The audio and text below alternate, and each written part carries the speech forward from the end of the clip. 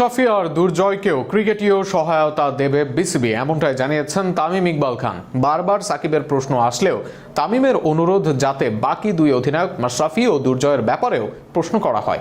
তবে টাইগারদের তিন সাবেক ক্যাপ্টেন যেহেতু একই ধরনের সমস্যায় আছেন, তাদের জন্য ক্রিকেটীয় সকল সমাধান দিবে বিসিবি। তবে আইনের ক্ষেত্রে ভিন্ন জানালেন তিনি। আরও থাকছে প্রতিবেদনে। আমাদের তিনজন ক্রিকেটার, তিনজন এক্স ক্যাপ্টেন মাশরাফি, মুর্তজা, নাইমুর রহমান, দুর্জয়, সাকিব আল হাসান একই ধরনের সিচুয়েশনে আছেন। সাকিব আসবেন না এমন দ্বিচারিতার মধ্যেই প্রায় 2 বছর শেষ। তবে অন্য বোর্ডের মতো আশায় ভাসালেন না তামিম ইকবাল খান, বরং বাস্তবসম্মত কথার পাশাপাশি মাশরাফি ও দুর্জয়কেও সাকিবের সাথে একই পাল্লায় মাপলেন।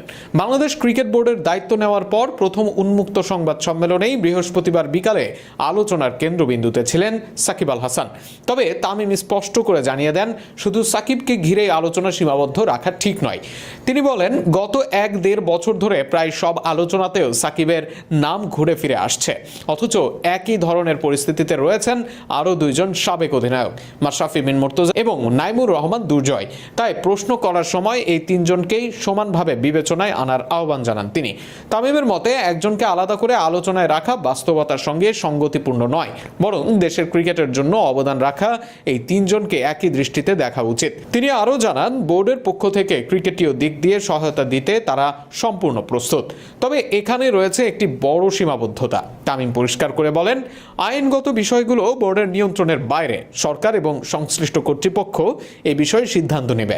তারপরেও যদি এই তিনজন নিজেদের সমস্যা সমাধান করে ফিরে আসতে পারেন, তাহলে ক্রিকেট বোর্ড তাদের 2 হাত বাড়িয়ে স্বাগত জানাবে।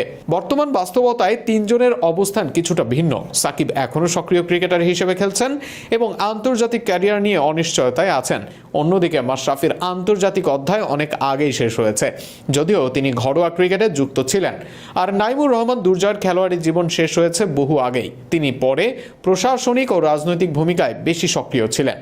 দেশের রাজনৈতিক পরিবর্তনের পর এই তিনজনই ভিন্ন ভিন্ন জটিল পরিস্থিতির মুখোমুখি হন, যার প্রভাব পড়েছে তাদের ক্রিকেট সংশ্লিষ্ট কার্যক্রমেও।